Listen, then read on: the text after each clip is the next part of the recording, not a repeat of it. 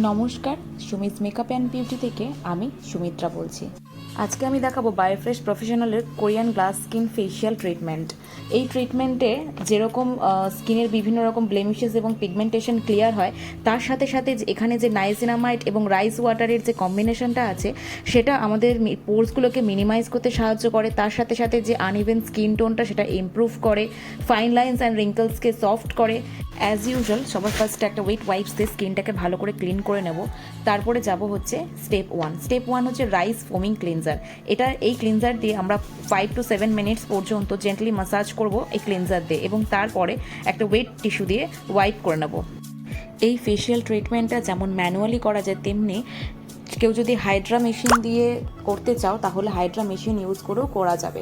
আমি এখানে ম্যানুয়ালি দেখাচ্ছি, এবং তার সাথে সাথে হাইড্রা মেশিন ইউজ করলে কোন কোন প্রম্পট দিয়ে, কোন কোন টুলস দিয়ে, কোন কোন স্টেপগুলো হবে সেটাও আমি বলে দিচ্ছি। সবার ফার্স্টে এই যে স্টেপ ওয়ানটা, কেউ যদি হাইড্রা মেশিন ইউজ করছে তাহলে যে আমাদের অ্যাব্রেশন আছে, হাইড্রা মেশিনের যে অ্যাব্রেশন টুলটা, ফার্স্টে 2 থেকে 3 মিনিট আমরা ম্যানুয়ালি এই ক্লিনজারটাকে মুখে জেন্টলি ম্যাসাজ করব। তারপরে অ্যাব্রেশন টুলটা দিয়ে আমরা 5 মিনিটস অবধি অ্যাব্রেশন টুলটা ইউজ করব। পরে স্টেপ 2 হচ্ছে ফেস স্ক্রাব হ্যালুরন ডিটক্স। এটার ক্লিপটা নিতে আমি একটু ভুলে গেছিলাম, তো এটা ফার্স্ট আমি বলে দিচ্ছি কী করতে হবে। এটা ফার্স্টে ফেস এবং নেকে অ্যাপ্লাই করে 10 থেকে 15 মিনিট পর্যন্ত আনটাচড ছেড়ে দিতে হবে। তারপরে এটা মুছে ফেলতে হবে ওয়েট টিস্যু দিয়ে। এরপর স্টেপ নাম্বার 3 হচ্ছে এক্সফোলিয়েটার।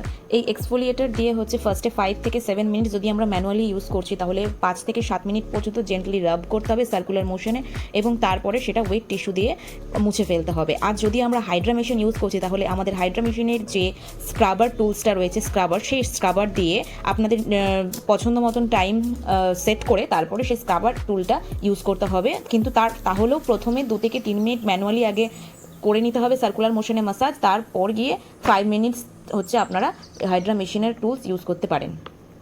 এরপর আছে স্টেপ নাম্বার 4 লিপি বাফার। এটা ফার্স্টে লিপসে অ্যাপ্লাই করে নিতে হবে, তারপর 5 থেকে 7 মিনিট ফিঙ্গারের সাহায্যে ভালো করে রাব করে নিতে হবে। রাব করে নিয়ে ভালো করে ওয়েট টিস্যু দিয়ে ক্লিন করে নিতে হবে। এরপর নেক্সট স্টেপ হচ্ছে 5A এবং 5B। এই দুটো স্টেপকে একসাথে ইউজ করতে হবে। 5A-তে আছে rice and niacinamide collagen mask. এই মাস্কের ব্লু পার্টটা ফার্স্টে সেপারেট করে স্কিনে লাগিয়ে নিতে হবে। তারপরে যে 5B স্টেপটা আছে, টনিকটা, রাইস আর নাইসিনামাইড টনিকটা, ওটাকে ওই মাস্কের ওপরে স্প্রে করে দিতে হবে। স্প্রে করে দেওয়ার পর ওটা 3 থেকে 5 মিনিট অবধি ওটাকে ছেড়ে দিতে হবে। আচ্ছা, এবার ছেড়ে দেওয়ার পর মাস্কটা উঠিয়ে একবার ক্লিন করে নেব ফেসটা। যদি আমরা হাইড্রা মেশিন ইউজ করছি তাহলে আমরা মাস্কটা উঠিয়ে ক্লিন করে নিয়ে টোনার স্প্রে করে আমরা এখানে এলইডি লাইট ইউজ করতে পারি।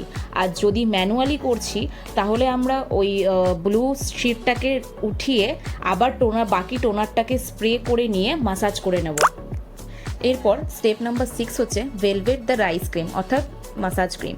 আচ্ছা, ফার্স্টে আমরা যদি ম্যানুয়ালি ইউজ করছি মাসাজ ক্রিমটা, তাহলে 15 থেকে 20 মিনিট মাসাজ ক্রিমটা ভালো করে যার নিজের সুবিধা মতন যে মাসাজ দেন সেগুলো ভালো করে দিয়ে 15 থেকে 20 মিনিট ভালো করে মাসাজ করতে হবে। আর যদি হাইড্রা মেশিন ইউজ করছি তাহলে প্রথমে 5 থেকে 10 মিনিট আমরা ম্যানুয়ালি মাসাজ দেব।